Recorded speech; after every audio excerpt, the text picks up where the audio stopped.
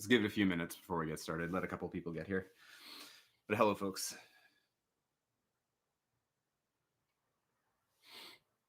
What's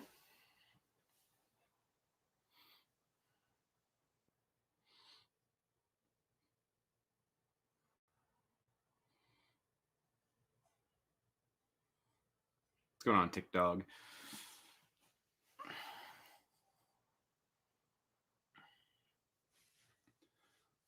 Well, the 4 people who got here first, how you guys doing? Let's give it a few more minutes before we get started.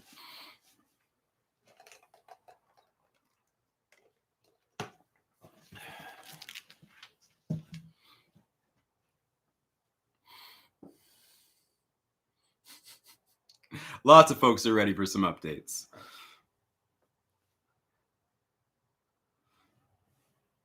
We'll get there.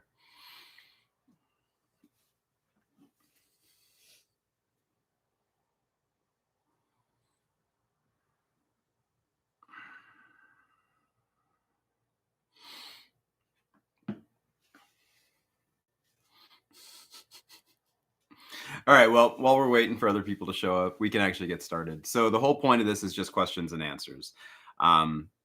I know I haven't been online in a while. I've been stuck in Canada for the last few months due to COVID. So unfortunately, the border hasn't been open. It opens again on the 21st of June, and I will be down there immediately to go work on the car with John. But for now, I'm still stuck up here in Canada, which is why the content's taken so long. I had intentionally taken a 2-month break. I needed a break basically for work and life. Unfortunately, I have to work full time to make money to be able to pay for pistons and petrol. So having a couple months off was kind of important, and I have to do it periodically, both for just the amount of time for work and whatnot. But yeah. So that's why I haven't been down stateside, and that's why there haven't been any videos recently. I am working on a new video up here in Canada, though. And if anyone's been watching my social media, you'll probably have a clue about what I did and what I bought. But yeah, there will be some content coming shortly. But as soon as I can get down to the 124, we will be back to that car, 100%. But yeah, today, main point is for folks I've been getting a lot of questions specifically about my old 500 lately. For some reason, some folks have been very interested in that thing. So yeah. Any of the old cars, that's basically what I was thinking to answer questions about today. But yeah, how have you folks been stuck at home? Where you live, was it chaotic? Were you stuck at home for quite a long time, like here in Vancouver? Or yeah, what's it been like for you folks?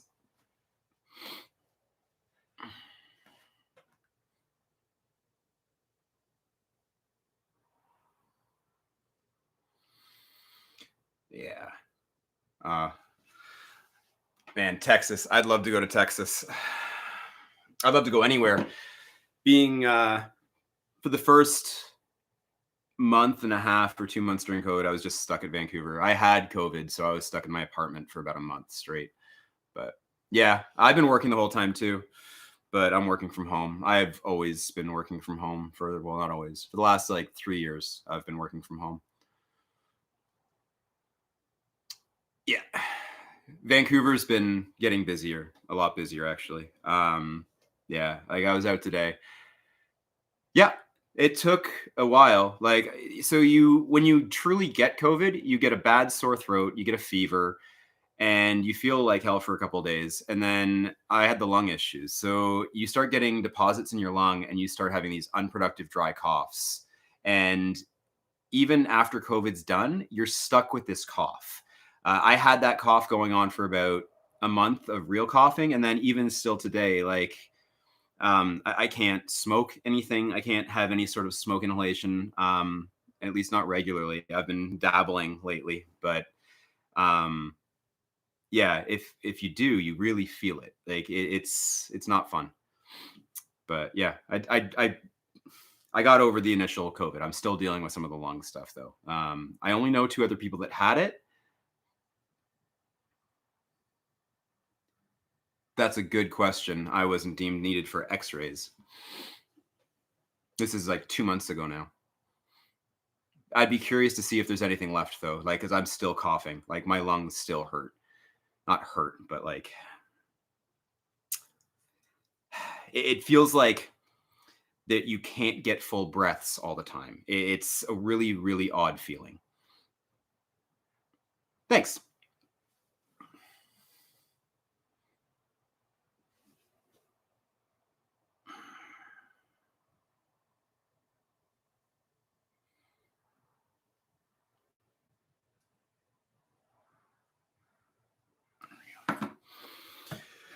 So, did all of the few people that are here, do you see the latest updates on the channel? Did you notice that I'd posted up a picture of a Mickey Mouse looking piece of metal?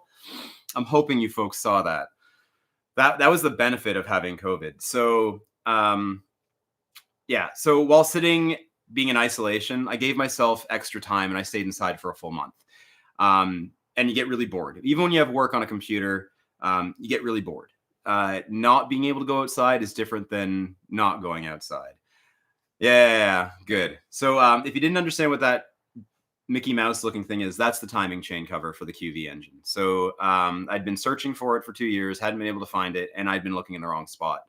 That part that we couldn't find, what looks like what happened when FCA sourced everything with Ferrari to put that engine into the QV, for the manual transmission, I guess they needed a different flange. And what looks like happened, I can't say for sure, is they sourced one of the Maserati ones. The plate that I needed for the car was from a Maserati Quattroporte GTS.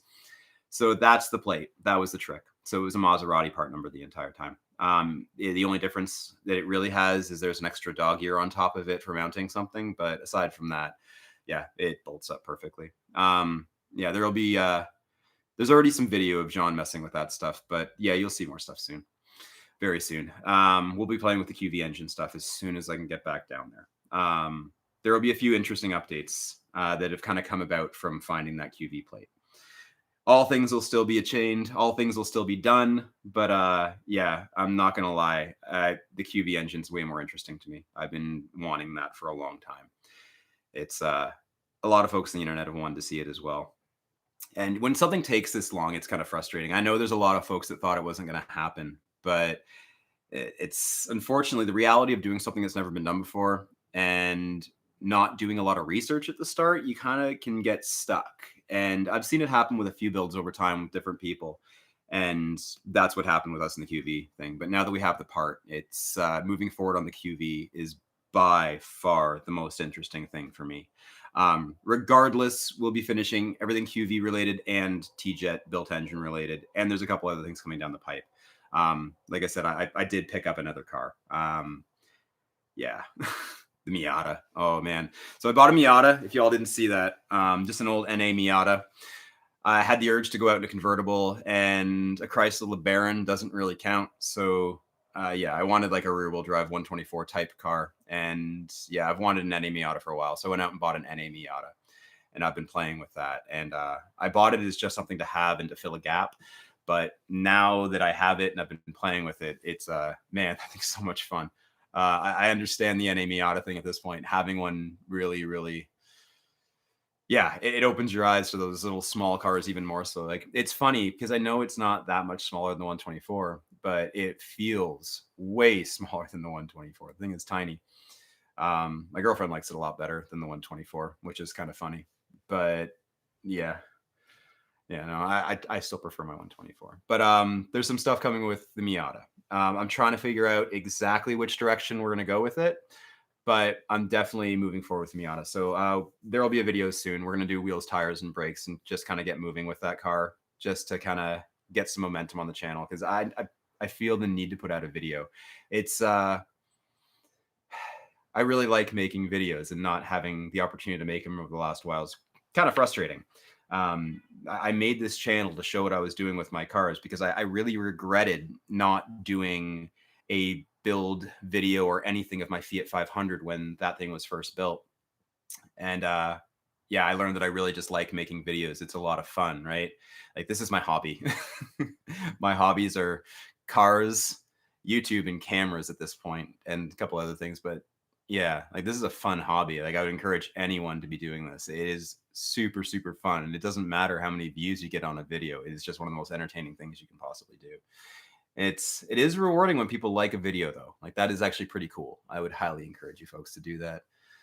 any point. And, the world needs more Fiat content too. So, make Fiat stuff, people. I love seeing other Fiat videos. One of my online friends, Andrea, she had made a comment when she was starting to make videos about how, she felt bad kind of entering my space. I'm like, but it's not my space. Like, I make Fiat videos. Anyone can make Fiat videos, and everyone should make Fiat videos if you have the urge.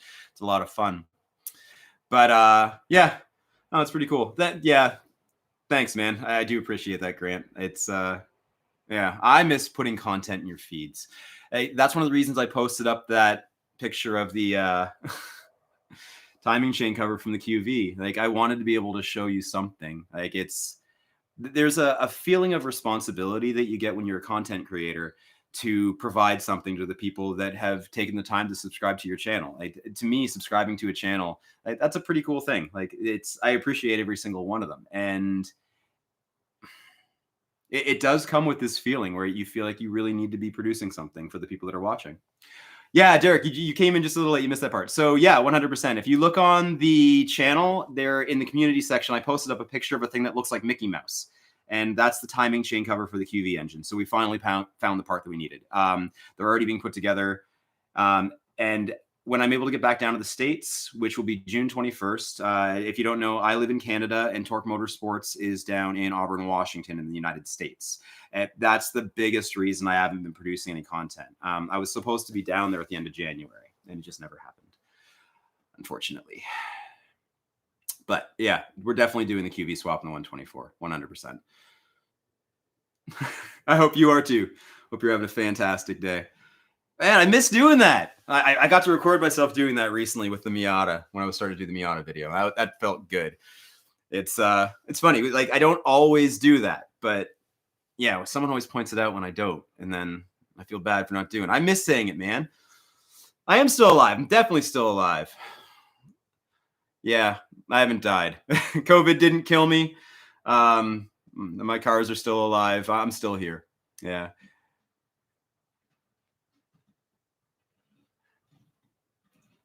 Oh, that's cool, man. Yeah, 350 would be a great power level for the car. Good power level, man. You'll definitely enjoy it when you start even getting into the higher numbers. It's capable of it. The multi-air engines can do some pretty cool stuff, man. Yeah, T-Jet's still happening. Everything's still happening. I'm just sitting up here in Canada, and the border's closed until the 21st because of COVID, and my car is in the United States. Everything's down in the States right now. So yeah, T-Jets, everything's already going on. We're not going to stop. So yeah, an exact plan to show you what we're doing. That'll be the next big video in the States that you see. So when you see me posting a video, pro tip, look for a video about corn dogs. When you see a video about corn dogs, you know you're about to see something good. No, so the 240 got used for something else. So I think I had him on my channel once. One of my buddies in the States, he's a 240 drift guy. And once I can get back to the States, we're still going to do something. But no, he used the 240 SX for something else. He had something go wrong, and he really needed a chassis. So yeah, but I want a 240 SX at this point. So yeah, don't be surprised if I don't, or don't be surprised if I do get a 240 at some point in the near future. I do also like Japanese cars. Like, I just bought a Miata. I like Japanese cars a lot. Yeah, I like all cars. I try not to discriminate. What's going on, Tom? Welcome. What would you want to see with a 240, though? So if you're asking about a 240 SX, what would you want to see with a 240? Like,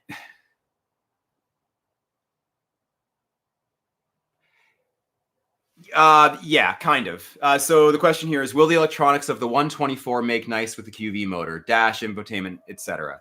So yeah, it's going to play nice. Some of it. There are a few things that we'll probably lose during the swap, but it's all done through CAN bus integration, right? So CAN bus is the communication network that goes across your car, and that's how all the different computers in the car communicate. So with a bit of CAN bus communication, yeah, we should be able to get a lot of it working.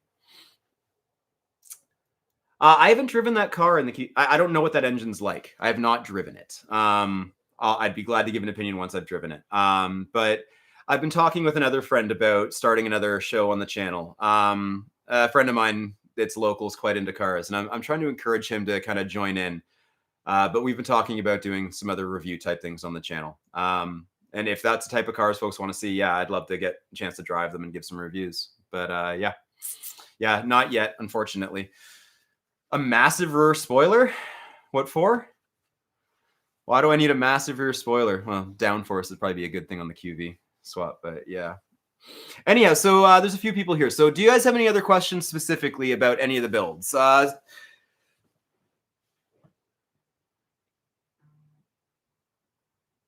Yeah, yeah. I want to just get back to the track. No, I grew up in a religious household. My parents actually met in Bible college, but I am not religious. That was a really weird question. It's a good question, but yeah, it's an odd one. Yeah, I've read the Bible 3 times, if that counts for anything. But yeah, I'm kind of educated in religion. I'm not religion. I do not practice religion, but yeah, man, it's cool if someone does. I have no problem with anything. Depends on who you ask, man. I guess it really depends on who you ask. Some will just say one is the same, but yeah, I'm not religious. It's a ton of Bible. Like I said, my parents met in Bible college, so it's kind of how I grew up. Yeah, a 500 to the channel. Yeah, yeah, it's that is coming. You're gonna see that really soon. The T-Jet swap. Okay, so in terms of what the goals are with the T-Jet, so we're convinced on a T-Jet motor that with enough modifications, we can probably get that thing to break into the 5 zone. John really wants to hit 500 horsepower with a T-Jet. He wants to do some wacky stuff with a multi-air as well. But the biggest concern at that point becomes everything else. So getting an engine to make that level of power is doable.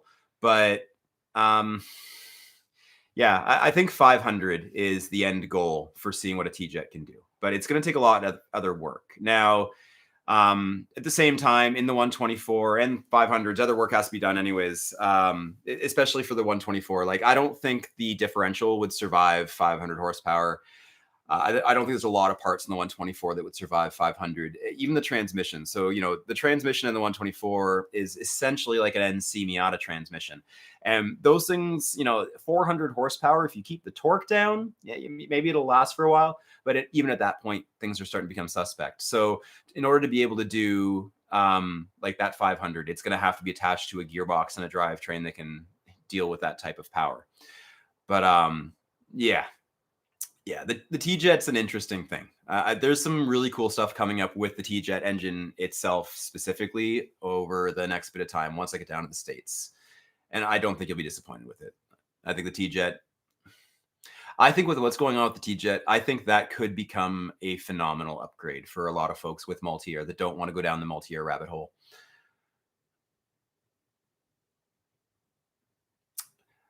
What is your opinion on the Fiat brand moving forward in the US? What's your dream build? You know what? I think Fiat needs to start looking at some of the manufacturing in the engines right now. The multi-air engines seem to have a lot of issues lately. One of the questions I get asked a lot in DM and messages is about my opinion on the reliability of, you know, the 1.4 multi-air, whether it's in the 500 or the 124 or other platforms around the world. And if I'm honest, I'm a little bit concerned about the reliability of those engines in some of the builds, specifically some of the ones coming into the 124s.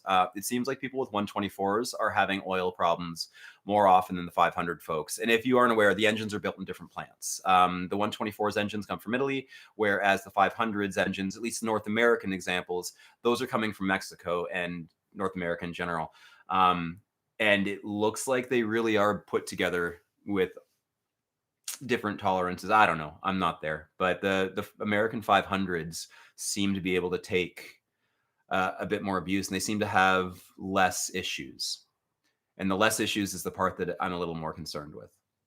But going forward, I think multi-air as a technology is very interesting, and I think, you know, I'd like to see Fiat move into some higher compression builds. I'd like to see them take some other steps in terms of what they're doing in emissions technology and power on these small engines. You know, a 1.4 liter engine is becoming a size that you see pretty commonly. Like, small engines are becoming much more popular in North America, or at least more so than they ever were before, because people are looking for, you know, fuel economy. And if you look at what a lot of companies are doing in terms of small engines and power, we're seeing some really cool stuff happen. So I think what I'd like to see from Fiat would be a bit more effort into some of these multi-year engines. Now, the 1.3 that I've obviously not seen, the 1.3 sounds like they've taken the technology a little bit further, because the multi-year 1.4, it's really a super old engine. You know, if you disassemble a multi-year engine and a T-jet next together, they're the same thing. Everything is identical except for the top portion, right?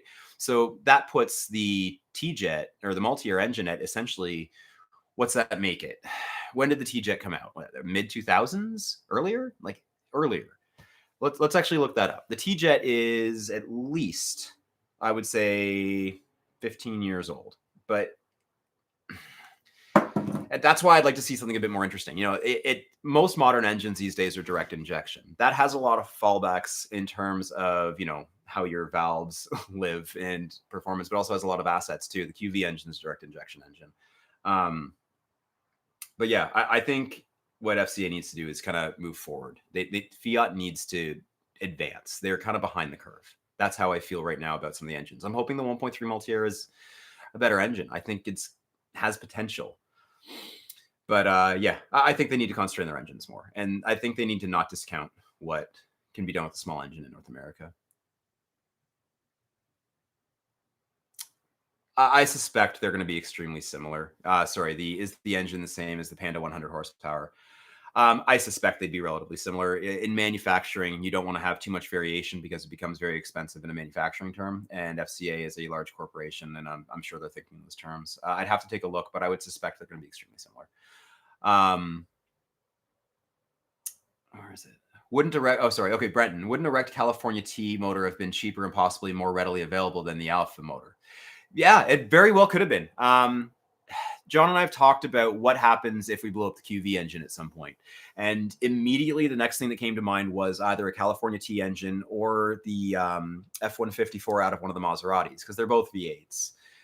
They're both the same engine, essentially. There's small differences as you move through them, eventually getting to the flat plane version in the 488. But yeah, you're right. It could have possibly been the cheaper option. But I said earlier when we first started the stream that a lot of the decisions that were made for the QV engine were really made off the cuff, right? We didn't know that the transmission flange was going to be different, which is one of the things that's so nice about getting one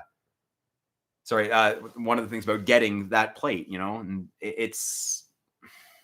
so I got distracted by that. Would you ever multi-year swap into another car like a Miata or another small car? Man, you know, I just bought a Miata, right?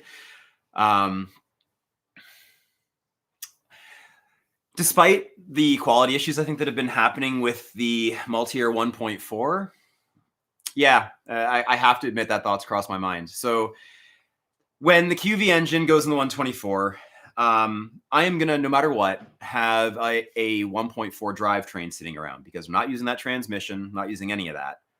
So it's crossed my mind because I'm going to have a platform that's literally ready to go into a Miata, So literally, John and I talked about that last night. So it's a potential. The other side of it is the Miata engines are good. Miata engines are great engines. They're fun. But yeah, I thought about it. I'm not sure if I'd want to continue using the T-Jet if I were to do something like that or do a multi-year, but yeah. Well, yeah. Miatas are fun. I'll tell you this. I'm not going to do anything that takes the Miata out of commission until I have the 124 back. You know, it's I'm not a millionaire. I have a few cars and I've earned all my cars, and I was able to buy the Miata while owning a couple other cars. And I'm very happy about that, but I don't want to lose another convertible while one's down and another one's down. So once the 124 is up and fully operational with the QV engine in it, then we're going to start looking at doing stuff with the Miata in terms of swap stuff. Thank you. I think it's wise as well. You know, when you see the YouTube videos and you watch that side of it, you know, you see the videos are out there. And the unfortunate part that's on my end is when the car is down or sitting in the States, I can't drive it, right?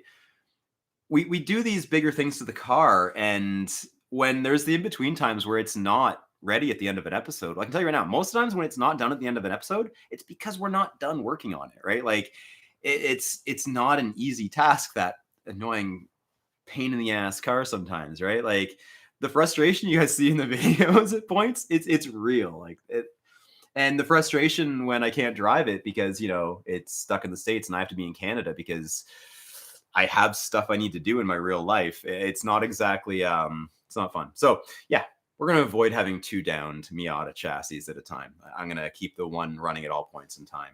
If something went wrong in this Miata, I would immediately put it back together and fix it.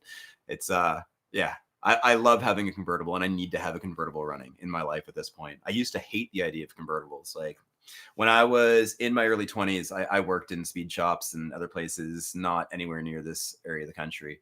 And I thought, oh, convertibles, horrible idea, dumbest thing, you know, chassis stiffening, you know, you have to have a roof. But yeah, once I owned one, they're addicting. They're really addicting. If you get it and you enjoy a convertible and you live somewhere where you can actually use it, it starts to make a lot of sense. Like I grew up in southwestern Ontario, and you can't drive a convertible year round completely unless you want to really destroy the top and just mess with the car, because it's going to get rotted out in southwestern Ontario. But yeah, I wouldn't buy one there. Like to me, having a Miata there or a 124 would be a bit of a stretch, at least for, you know, a primary car.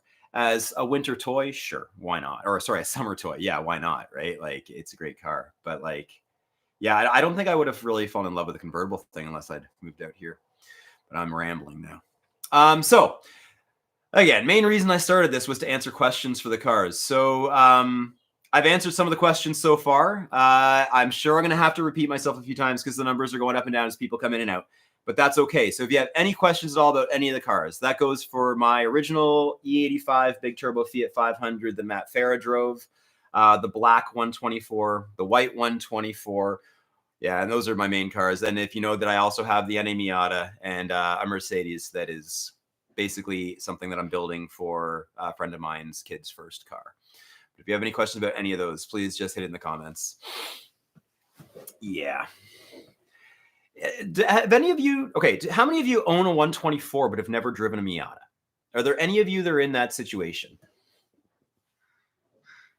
Ask away. That's the whole point of this. You can ask any advice you want for the 124, 500, whatever it is. My knowledge is obviously best on multi-air 1.4s and T-Jets, but yes. Oh my God, yes. Sorry if I get your name wrong, but Madia, yes, 100%. That needs to be done. Yep.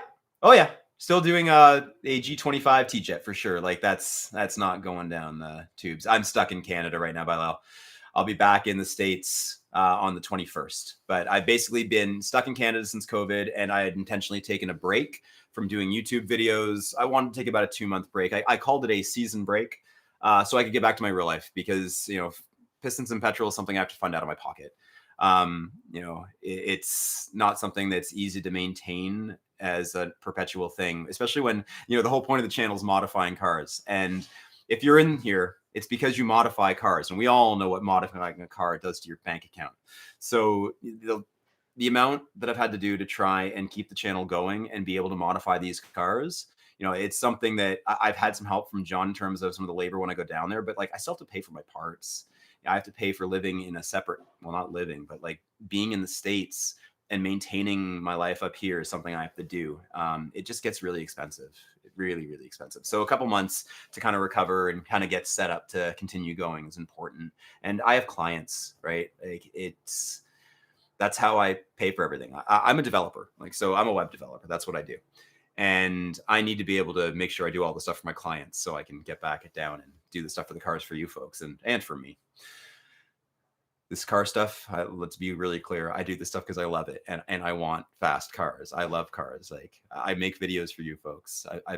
The cars are for me to drive and have fun. I love cars. All right, so you own 2 124s and haven't driven an MX-5. Reese, keep your 124s. Go try a Miata for fun, though. Go drive one of the older ones in particular. The new one will feel a lot like the 124, but go try an old one. Anyone who's dead, you need to go try the Miata, especially the old one. And when you drive it, doesn't matter if it's bright out, pop up headlights immediately. Just put them up. It's part of the joy of driving Miata. That way you can just blink them. Being able to blink them on a whim is fun. Aerodynamically, it's horrible. But when you're driving around a city or some other place where you don't need to be going fast, just, pop up headlights. Drive a Miata.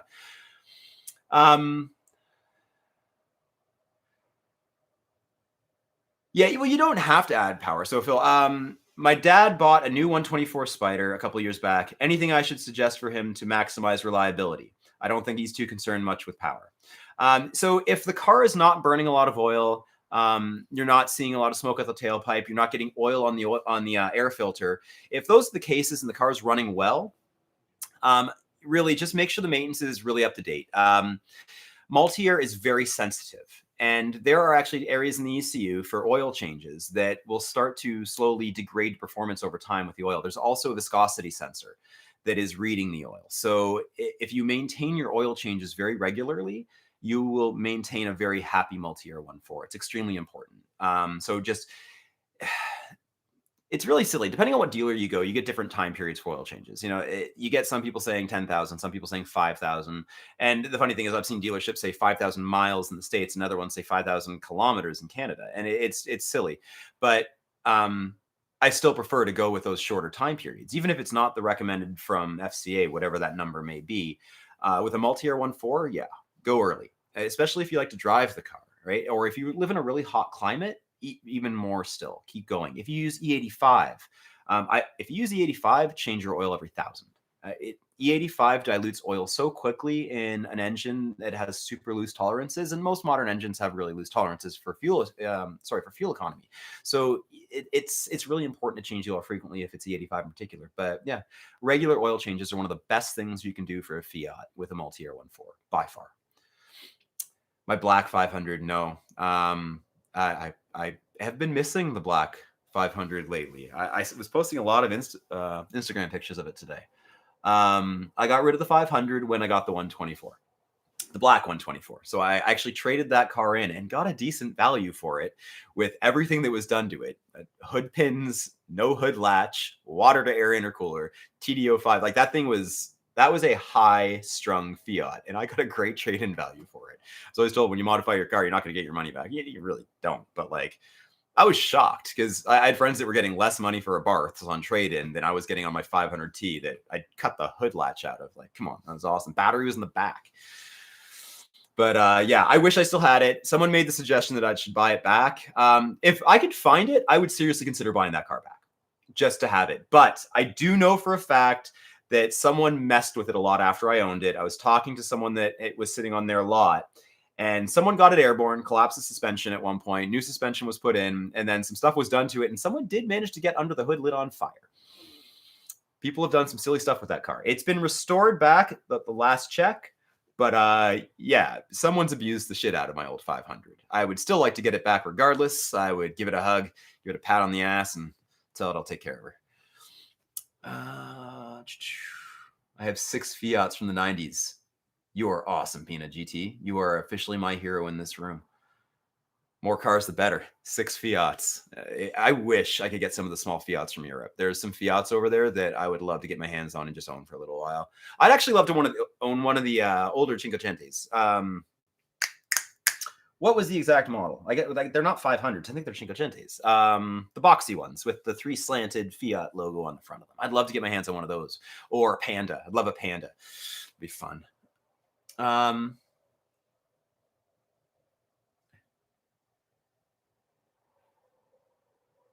So, sorry, Reese, you had a bit bigger turbo put on your 124. Is it a stuffed turbo or is it actually a bigger turbo? And how big?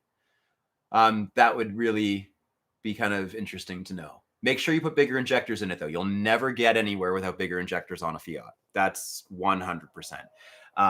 The stock injectors in all the Fiats, they vary a little bit between them, but you are completely fuel limited in a Fiat. None of my Fiats that have ever gotten to the point where they're making bigger power have ever had the stock injectors in them. My 500 had Evo 10 injectors in them.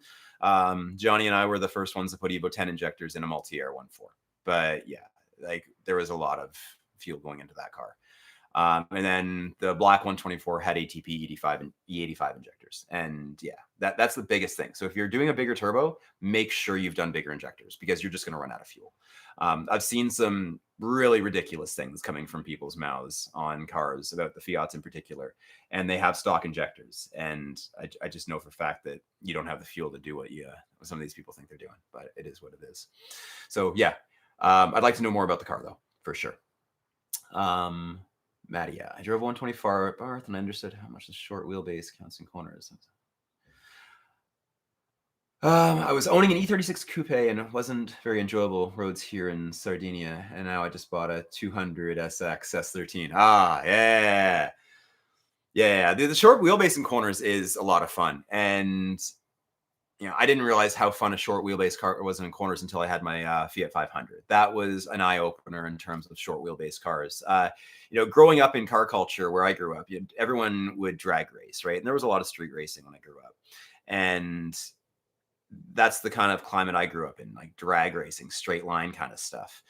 And as a result, the small cars, they weren't a big thing. Like growing up during the late 90s, early 2000s kind of car culture, Fast and the Furious time period, Eagle Talons, that was a big deal. Or RX-7s, like it was like, JDM Queen time. Anything that you saw from the Fast and the Furious, they were those things, but it was mostly going in straight lines. And as a result, most people weren't using those small wheelbase cars. But yeah, 100%. Once you drive a small wheelbase car and get to play with it in twisties, it's really an eye opener. There's nothing quite like it. It's you can go the C class I'm building for the that one kid that's a friend of mine's kid, and I helped raise him for a while. Very proud of that actually, but very cool kid. That C class. So I've put in the Euro AMG suspension with Bilstein B8s and a set of RE71Rs. And I can take that to the Sea to Sky Highway or any sort of twisty mountain roads, and it can handle anything you throw at it. And it goes a lot faster around corners than that little Miata will right now, because the Miata doesn't have that level of tire. But when you take the Miata out there and you go rip it around corners, and it's just so nimble and so much fun, you can change direction of it just at the flick of a wrist. It becomes more fun than the cars that can grip the corners even better in a way. It's a blast. It's a ton of fun. A lot of tuners have been complaining about they don't understand how they would change tables in this ECU, and I can't for the life find a custom motorsport ECU. If you're talking about the multi-air 1.4, you won't be able to find a drop in one right now. And the biggest issue for putting a standalone into a multi-air 1.4 is you're going to need the I/O to handle multi-air. And then tuning for multi-air is going to be a very, very difficult process. And that's why you haven't seen anything.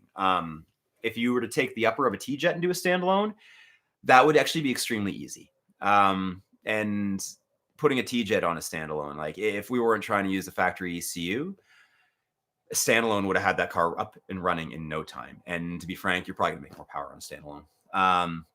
So if you want to do a standalone with a 1.4, my suggestion is get rid of the multi-air, get a T-Jet upper. It's really cheap. I had all the T-Jet upper stuff, every gasket, the tool to time it, everything. And it was under $1,000 Canadian. You can get all of that stuff for really cheap. And if you're going to use a standalone, you'll be able to get it running in no time. And the cool thing about the T-Jet heads is, they're solid cams. Yeah, a multi-air camshaft has pressed-on lobes. And that doesn't make me feel very comfortable for high RPM operation and any sort of high power application. Whereas the T-Jet head, I feel a lot more comfortable with that thing. And there are a bunch of aftermarket options for cams for that thing. But yeah. So if you want to do a standalone, I would suggest getting a T-Jet upper. You'll have a lot easier time, and it'll actually be a pretty quick turnaround. I just actually had a message from someone the other day where they have a tune for a Mega Squirt to run with the T-Jet. So you could literally get a Mega Squirt, connect it with a T-Jet, and away you go. You have a really relatively cheap standalone that's easy to tune on your own. Also, that is a relative thing, and running an Italian engine. Come on, that's awesome. And the T-Jet engines, they sound better than the multi-air engines. That's just a thing. I've only driven one of the old 124s once. So sorry, have you played with any of the old 124 or old series 124s? Sorry, I've driven two. So I drove a 124 Familiare that was at John's shop for a while that he was getting ready for somebody. And then I drove Brett from Auto Ricambi's personal 124, his old style 124. I don't remember what year it was, but that was eye-opening. And it's really funny. So driving one of those old 124s, just if I can contrast it for a moment with the NA Miata, it's so funny how different they are. It's astonishing, and considering that the modern 124 is a cross between those two in a way, they're both kind of like its grandparents. Um, it's pretty interesting to see the contrast. I will own a vintage 124 at one point. Period. No problem, Robert. That's good practice. Making sure you're changing the oil like that. Yeah, that's a good idea.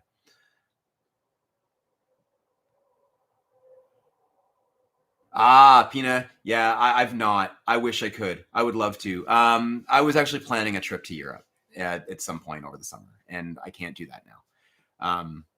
Yeah, but that's okay. As soon as I can get to Europe in a reasonable way, I will try and drive one badly. Oh, I want to do that badly. Reese.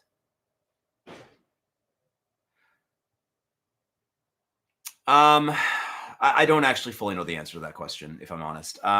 It depends on what level of CAN bus integration it has. That's what kind of decides that. Things like keyless can go away in a minute with something like a Mega Squirt. But if you're good with CAN bus, I believe you should be able to maintain a good portion of that.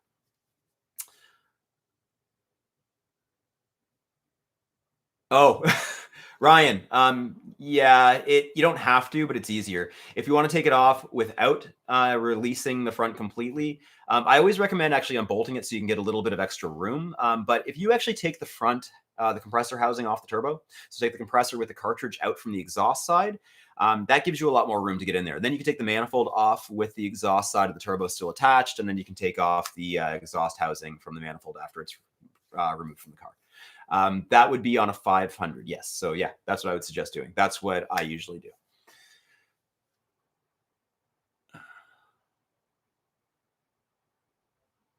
Uh, Mattia, you've had way more Fiats than I have, or your father has, and some cool stuff that I would love to have had my hands on. Unfortunately, I have not had an opportunity to play with any of those. Ah, that's what I was trying to think of. Peanut, that car. That's the boxy, the 600. That's the little boxy one that is kind of like the car that came out before the Fiat 500 came back. Correct? Please correct me if I'm wrong. But if that's what I think it is, that's what I want. I want one of those here in Canada.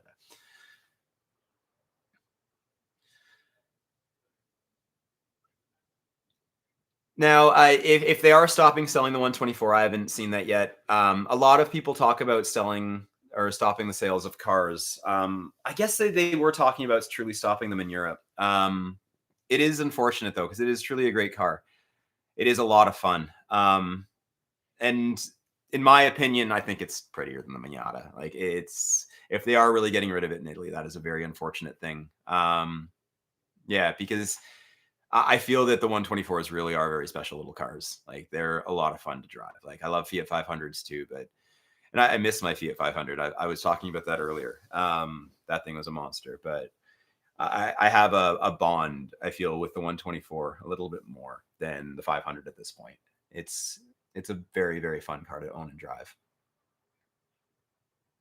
Yes. Okay. Awesome. Yeah. Okay, Pina. That is the car that I want here. I want one of those here.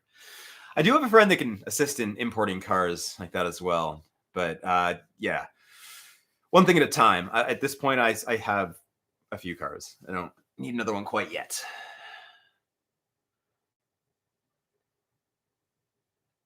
Yeah, if you want to do, yeah. Okay, so yeah, I'm hoping you got another manifold before porting though, because you want to port a other manifold. That way, you're not stuck trying to port a cast iron manifold, which can be kind of tough. So, but there are good results. Yeah, all of my Fiats. Yeah, all of them have had ported manifolds. The 500 manifold was very ported, very ported. That one was ported by ATP or not ATP, ATM.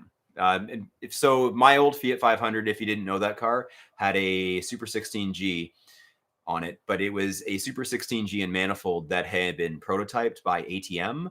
And if you are a North American 500 person, you know ATM is the company that makes the ATM front mount intercooler.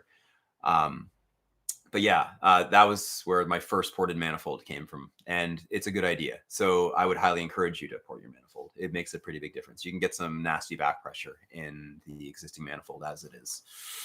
But yes, I agree. The Panda or the Hubo in Canada would be awesome.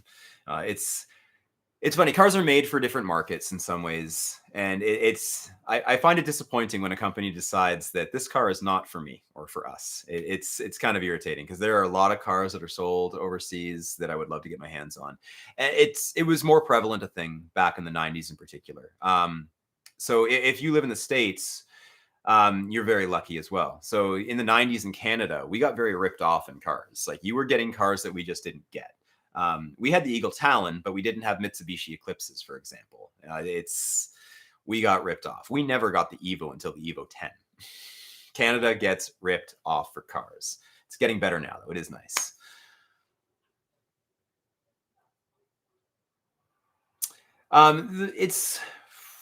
Whoa, you mean for a standalone, Maurice? Or do you mean for the factory ECU?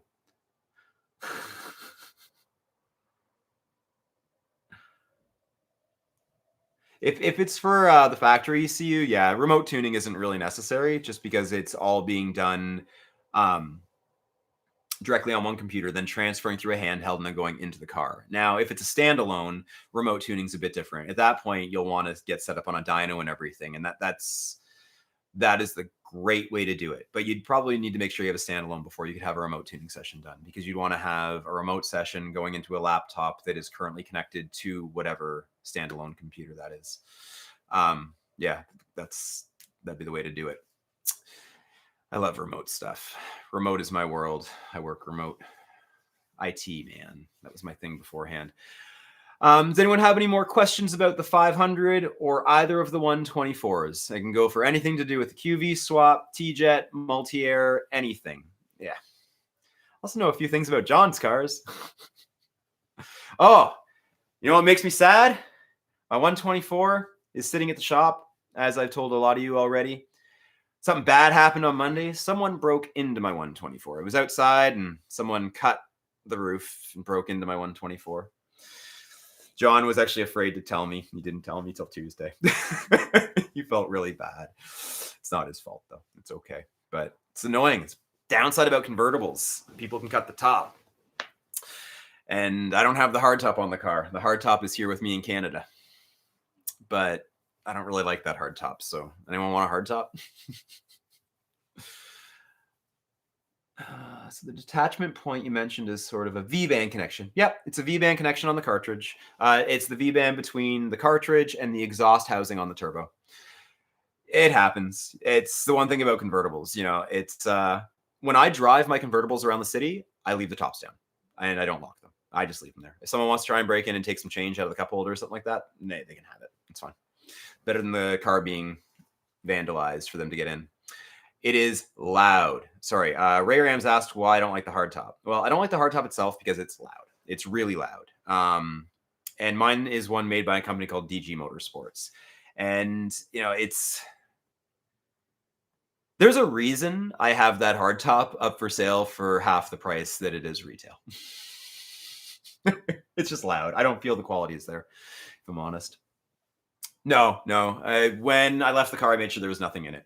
And whenever I'm leaving the car, I actually do things like leaving the back glove compartment open and making sure that anyone that is looking at that car can see in it to see that there's nothing in it. Now, it's been moved around a bit. Maybe that thing's closed, but, you know, thieves aren't the smartest people. They are breaking into cars and are stealing stuff out of people's cars. So, yeah, I don't give them much benefit of being all that intelligent. So even if it was open, I doubt they would have noticed. But it's okay. Yeah, it looks great. Peanut, yeah, the GT looks amazing. Like the top on the car looks fantastic. Like actually the thumbnail I used for announcing that I was doing a live stream earlier on Instagram and here in the community section, I used a picture with the tops on the car. It looks awesome. Like it's a great look. I just don't feel that it's a well-made top. If I was going to do a hardtop on the car, yeah, I'll probably end up ordering the one from Europe. It's I've learned that if I want a European thing, I need to order it from Europe, and that's just the way it works. So unless you can get it here in some way through the dealer network. That'd be amazing. If they made that accessible so we could order one here, yeah, it'd be a no-brainer. And in fact, it'd be my recommendation. If you own a 124 and you want a hardtop, I have a feeling the best way to do it is the actual Barth hardtop.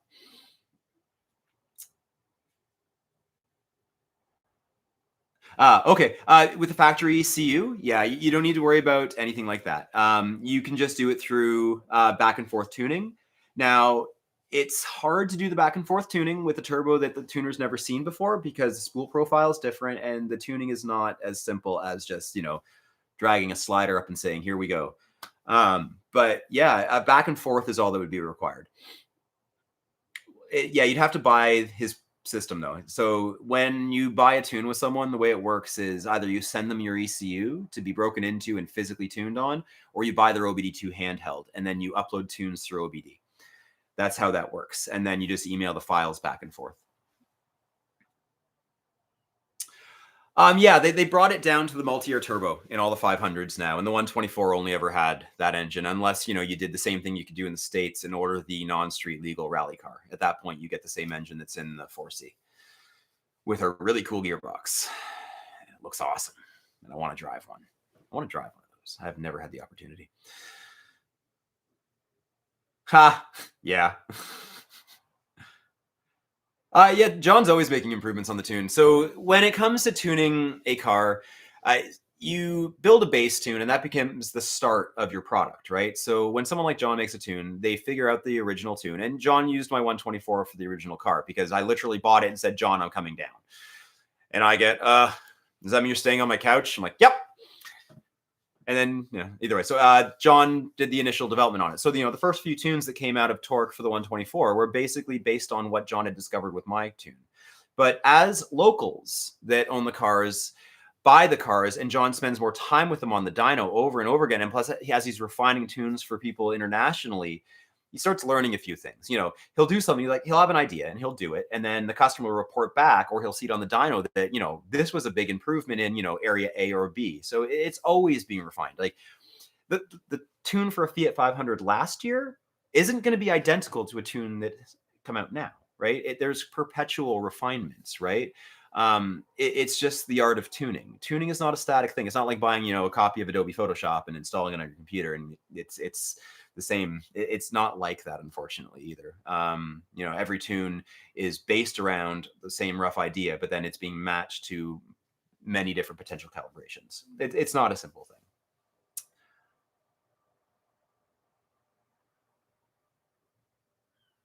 The 124 850 Spider.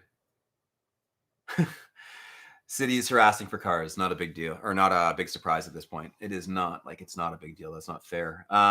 Is he in Canada or the US?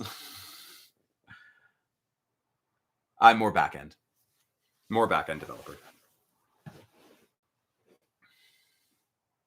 I just answered this question, Andrew. So the way it works for John, if you're on a factory ECU, you can buy a handheld and then you basically go back and forth through email and the file gets sent back and forth. And he has different packages and whatnot, depending on what you're doing. If you have a basic car that has a few very known bolt-ons, you're probably only going to need one, maybe two tunes.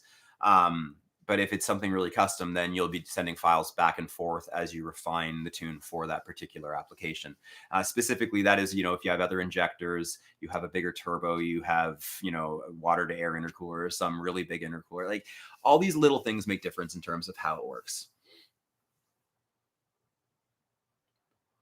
Wow. Free is the greatest price in the world. I love that price. Wish I got more stuff for free. But that's okay. Canada. No worries, man. Canada important? Canada's the thing. I'm happy to be in Canada right now. I do like where I live. I'm very happy to be in Canada. I grew up back and forth between Canada and the US. More in Canada than the States, but my mom's from New York City. The Pops and Gurgles is cool. It's fun. I would encourage you to have it on a separate tune on your handheld, having it sitting around ready to go. The one thing I liked about the 124 is it's easier to put it so it's on or off depending on the mode you're running in. So I like having Pops and Gurgles in one tune, be able to shut it off when I go to, non-sport mode or something. But What's going on, fellow BC person? What part of BC are you from? Oh my God. A VW 850 Spider. Man. So which VW engine's in the Spider? That is actually really cool.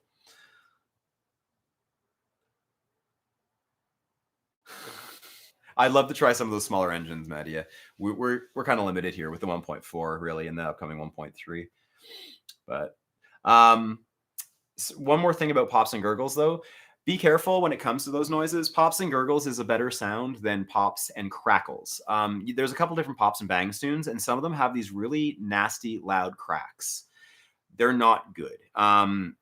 When I was on my way to the Dragon, I met up with one friend from online, and I was looking at her car. We were talking about her car, and she'd been running that tune that goes pops and really bangs.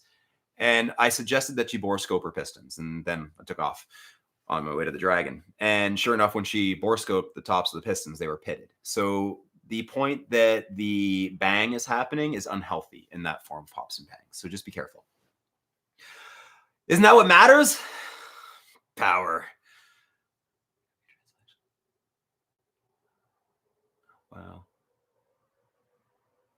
Metro. Okay, you're near me then. I live in Vancouver. Specifically, if you are around Commercial Drive, you will see me around relatively frequently. And sorry, really quickly. I've had this happen a few times. It's really weird for me when people recognize me because there's 7,200 and some odd subscribers at this point in time. So in the grand scheme of things, that's not a metric shit ton of subscribers, right? There's people out there with millions of subscribers. But when it happens, if you're in your car, don't break the law. Please don't do that in the middle of Vancouver, because the way the situation is between police and cars right now is very awkward. And yeah, I had one guy recognize it. It was really cool. It was awesome. It was back when I had my 124 here still, and I was sitting in an intersection, and he did a rolling burnout while turning through an intersection, a major intersection. And I love burnouts. Burnouts are cool. Not at the corner of First and Commercial. But if you ever see me, if you for any reason ever see me, please say hi. I'd love it. Congratulations. Welcome to the fold, man. Welcome to the fold. Yeah, there's no need to do them. They are fun, though. If you have a set of tires that are about to come off, good time to do a burnout.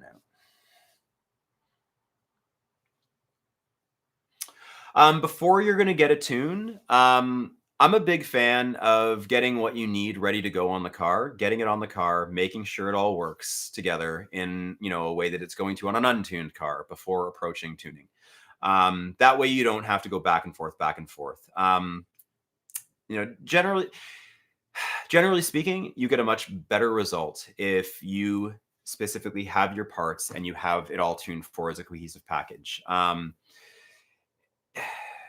Just the one thing I would really recommend is John knows these cars really well, and we all go on the internet and we read about cars, and I'm guilty of this as well, even to this day when John and I debate things on cars. But we think we learn things about cars, and we take them to someone who's been tuning ECUs for as long as some people have been driving.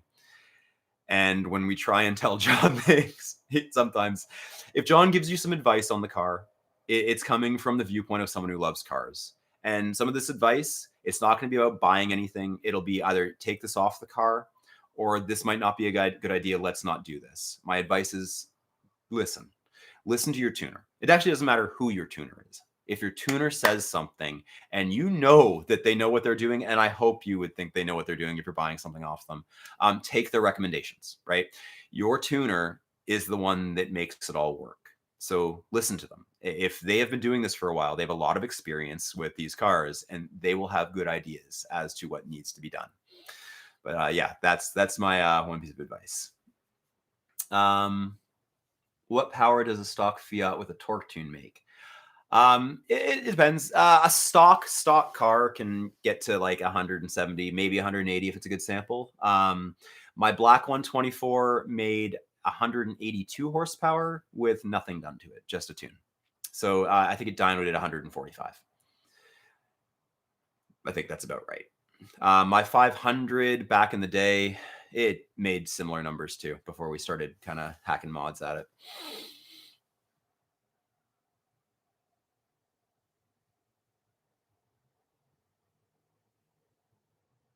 The Centoventi. You know what? I wish I knew what you were talking about, but I have a feeling I'm gonna have to look up the Centoventi.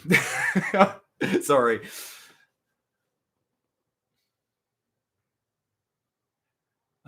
Oh, thanks. I learned how to make these videos or how to edit while making these videos. I'd made a couple things before, but this is how I learned how to edit videos. IT brain, what makes a good IT person, in my opinion, is the ability to look at a piece of software and figure it out. So I feel like I just IT'd it, but I really appreciate it. Thank you. Like it's one of my favorite things to do. Making YouTube videos, making videos in general is a ton of fun. Nice to see a video from you and hope all is well with you and yours. Yeah, we are doing well. Yeah, we're doing quite well. As I said earlier, I had COVID about 2 months ago. It's been over 2 months ago. Yeah. But I recovered from the general small sickness quickly, and the lung part has been an ongoing thing. But not being contagious, I'm not at the verge of a pneumonia or anything. So I hack and cough a bit. I just can't smoke anything at the moment. Being Canadian, you can guess what I'm talking about. And yeah. Does the intercooler add horsepower on the dyno with stage 1 torque tune, or is it just for sustained performance? Okay, so it depends on which car. The 124's intercooler doesn't really start to fall apart quite as early as the 500 system. That said, either can be pushed to a limit. It's just you're going to heat soak really fast. Like one thing that because I wasn't super public with the 500 online, aside from some forum posts, what a lot of people don't realize is when I had that TDO5 on there, cutting the hood pins out, like full, that was on stock intercoolers for probably the first 2 months. And we were still making some pretty good numbers on it. It was being restricted and it would heat soak really fast, but it worked. That said, I really think intercoolers are a great upgrade. The intercooler pipes, they're not too bad. I wouldn't trust them for long term, but a good hard pipe kit would be something I'd like to see more of for the 124. Are the 500 motors pretty strong? I've never been willing to go past 240 on fuel. I've always moved to E85 on the stock engines.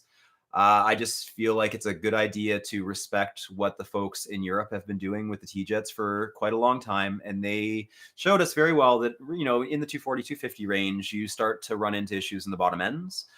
So anytime I was starting to get to that range, I would switch to E85 and go from there. And E85 is partially how the Fiat 500 got to be as fast as it was.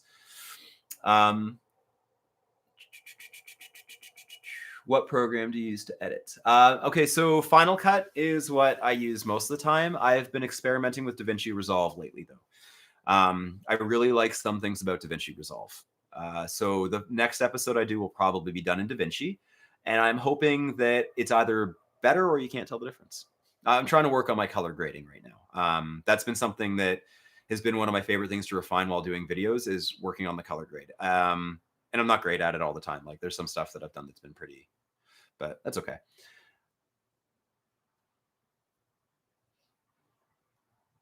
Any words on what's happening with Quadrifoglio Swap 124? Yeah, I covered that earlier. It's 100% a go. Being sick with COVID, I was sitting home for a while and ratting out on parts. And to fill y'all in that weren't here, what I found out was that timing chain cover that I'd been looking for forever. Yeah, it was a Maserati part number, so it's at the shop, attached to the transmission, everything fits. So yeah, you're going to see much more interesting things coming forward.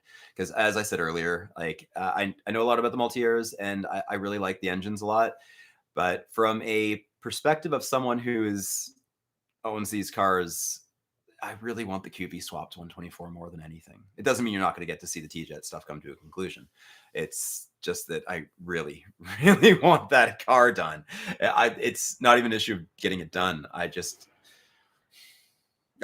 really want a QV swapped 124. I always thought right from the get-go it'd be the coolest thing with the car. It was a fantasy swap. It was just an idea. And then, yeah. Okay, here's a fun story. So the QV engine, when I bought that thing, the reason I bought that, John and I were struggling with the white car one night. We got home at like 2 in the morning, and John and I both poured a drink, and we were sitting there having a drink. And I was like, John, I'm so tired of these engines. I'm like, I've had two 250 plus, and then 260 some odd, 200 plus, whatever, with that 500. It's like, I really just want to do something else. I was like, how hard would it be to put the QV engine in? And John said, if you were to get it, we could just make it work. He's like, but you'd have to go get it. He's like, and you're not going to go get it. And we'd had a couple drinks, and I had a smoke, and then I went on eBay and I bought a QV engine. I literally bought the QV engine just sitting there because we were having drinks. And that's what actually started the QV swap. I hope it ends up being the fastest 124 in the world. I would love to be able to hold that title even for a day. It'd be kind of cool. I'd be very, very happy about that. Like, I'm feeling very confident, and I'm happy to say that my multi-air was the first one to cross 250 horsepower globally. No one got to that first, despite what some people like to tell the world. Got there first. And it was really cool. It was awesome. And I want to do the same thing with the 124. Now, that doesn't go for T-Jets. T-Jets were doing stuff well before the multi-air guys, but it's an older engine. And in my opinion, the better engine. Even though they're the same engine, except for that one part. You know what I saw really... Okay, this was so cool to see lately. I don't do social media so much anymore. I've pulled back off of Facebook. I only use it to post pistons and petrol stuff now, and it's really only me sharing from Instagram for the most part. But the one day when I went on to check the comments, the one thing that popped up was there is this guy putting an F430 engine into a old 124. And it made me so happy to see that. I thought it was the most amazing thing in the world. Super cool. So if you want to see some of that stuff, that is happening. Someone is doing that, and it's so cool. I'm so happy to see someone else doing something along the same lines. It's very cool. And the F430 engine is an amazing engine. Like, that thing is badass. It's... Yeah, part of me wishes I'd done an... I kind of wish I'd done an NAV8 in some ways in this, but I like turbos. And as I said earlier, if you weren't here, John and I have postulated what would happen if we ever blew up the QV F154 V6. And the answer is it would just get replaced with the F154 V8. Congratulations on your 124, dude. It's the most entertaining car I feel like, you'll ever have. I love those things. It's might not be the fastest, but it is one of the most amazing experiences. I love driving those things. Mind you, my lovely girlfriend does prefer the 92 NA Miata that is sitting downstairs to it. It's cuter. I got about another 5 minutes in me. I have some folks that we have a tradition in this building. So due to COVID and not being able to socially meet with people anymore, especially for that first while, what folks in our building have done is we socially distance ourselves in the back alley and drink. And it is our thing that we do. And one of our friends is moving away tomorrow. And so after we are done here, I'm going out to convene and hang out with some friends here to say goodbye to one of ours.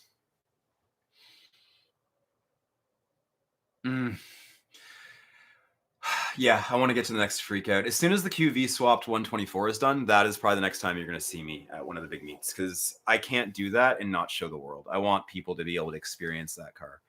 I like sharing. Sharing to me is one of the greatest things in the world.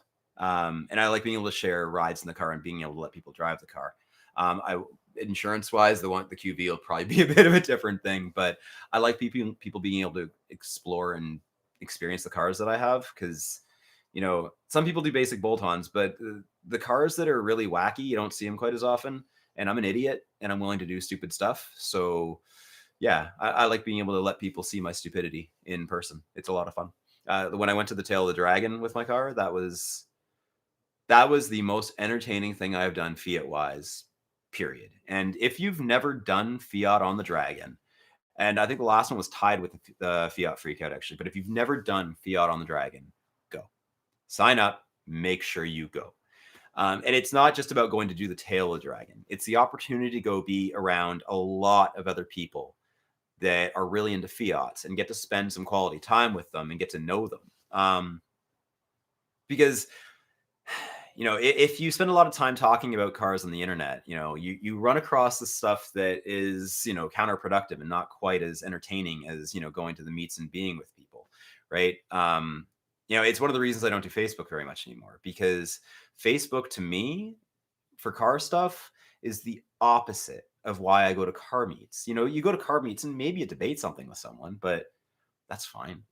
At the end of the day, you're both good and you both love your cars and you're having a great time. Whereas it can be pretty toxic in a lot of social media. So, yeah, I'm one of those people that rambles. So maybe I didn't have a point there, but I have a 2016 500T. What power will Stage 1 torque tune make? And what would your first mod be? The tune on Just a Car, I just kind of covered that a little bit earlier. It's going to be like 180-ish, 170, like high 70s, high 170s, like into the 180s. The biggest limitation on any Fiat for tuning is really the injectors. The turbo is a limit, but the injectors are a massive limit too. And people don't give those injectors enough credit. One of the fastest 124s I've seen video of was a guy that no longer has a car. He lived in Washington, and super cool guy. One of the people I liked on Facebook. But he had a stock turbo 124, but he put E85 injectors in it. And that car was a damn rocket. It was mind-boggling looking at that thing move. Its 1 to 2 was right in the same range as my 124 with a 1752. Now, I'm sure that a 1752 car is going to take that thing in the long run, but the 1 to 2 was very, very impressive. So, I don't know. What a first mod, what you should do with one of these cars, I guess it depends on what you're doing. If I was going to buy a multi-year car that I'm not going to daily and it's just going to be a fun toy and I don't want to go super crazy on it, but I want to make some real power and I have E85 accessible, I'm going to go get E85 injectors. I'm going to put the thing on E85 with a front mount intercooler. I'm going to do wheels and tires. And in fact, before you even do any of that power stuff, tires. Tires and suspension are the most important part on any car. The reason the black 124 is gone is because I did not adhere to that, right? I went to Tennessee, drove the tail of the Dragon, did a whole bunch of really great driving, and then because the tires were worn, wiped the car on the way back. Now, if I had been smart and paid more attention to tires on that car would still exist. And if I'd been even smarter, I'd ordered wheels and tires before the tail of the Dragon. They didn't show up in time. If I'd been smarter, I would have ordered them a bit earlier to make sure they were on the car. And I would have made sure I had separate tires for the Dragon. Wheels and tires are the most important part of your car because they keep you on the road and they keep your car from going into a pole or a tree or off a cliff or into another car. Wheels and tires. That should actually be the number one thing you get before you do anything else. Fiats actually have really good brakes, though. I'll say that. You have a little bit of time before you do that, but I would recommend getting better pads still.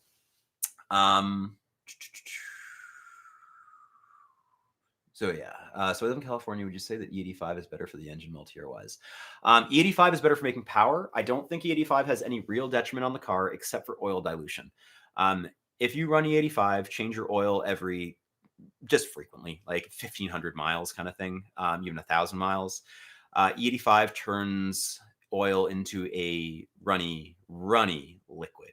And your Fiat has a viscosity sensor in it and time-based scales in the ECU. But if you don't have fresh, good oil, you start losing power. So E85 can really cause you to lose a lot of power if your oil is basically water. I've experienced a lot of power loss by leaving the oil too long, and I only did it once. So that said, E85. When I had the 500 in California, I ran it on E85 the entire time. And while the E85 is hit or miss, it was fantastic. You guys have enough E85 that you can actually pull it off. Looking forward to the QV swap. Hope you get the parts for your engine cover for the manual trans. I already did. If you go take a look at the community channel on my channel, you'll see that I posted a picture of it attached to the transmission. I have it. And the QV swap's moving forward. There's no more waiting. So just to really quickly summarize, everyone's still getting to see the T-Jet happen. I need to finish that for you folks that really want to see that going on. But the QV swap is moving forward in a real fast way because I want my QV swap 124. Wouldn't you? All right. I said 5 minutes ago, very shortly ago. So really quickly, if there are any more questions before I shut it down. This has been a lot of fun. I love actually doing the live streams. And I've really missed making videos, and I can't wait to start making videos again. I can't wait to see my 124 again. And yeah, look out for the videos on the Miata, though. I'll have Miata videos starting shorter or on a sooner path. And if all goes as well, I'll be able to show you some video of what is sitting at the shop. I'm just waiting for John to send me up some video of the QV stuff that has now shown up with the full engine intact. John has a stuffed turbo. Yep. He has a couple different stuffed turbos available now. I think he ended up pairing with Pure Turbos to come up with a stuffed turbo. The last time John and I talked about stuffed turbos. It's the one thing folks have to realize when it comes to me and John is me and John, when we talk to each other, we talk about car stuff, but John is one of my best friends. And when I talk to him, I don't always ask him about his products and stuff. So I'm not 100% sure. I talked to John yesterday, but I'm not really sure about what his current stuffed turbo is right now. But last check, I think he has the Pure Turbos as his current offering as a stuffed turbo. But I would love to upload every week. I really would. But this will be my last comment before I sign off. But when I post a video, and I'm not able to show you the car making power, fully operating, or doing exactly what I want it to do or what you want to see, I feel it. I feel bad. Because while I do this for myself, this is my hobby, you begin to feel an onus to the people that do watch. Because there's now 7,290 some odd people watching this channel. And I'm very lucky. Folks are fucking awesome. I'm extremely lucky that you all subscribe to me. So yeah, we'll leave it at that. Thank you very much for subscribing. Thanks for being here today. As I said, watch out for a video on the Miata soon, and keep an eye on the calendar. You'll know as soon as you see the 21st of June that I'm going stateside. All right, folks. See you later. Enjoy the rest of your evening, day, whatever time it is, wherever you are, and stay safe out there. Please stay safe out there with the climate that is existing in this world right now. Please be safe.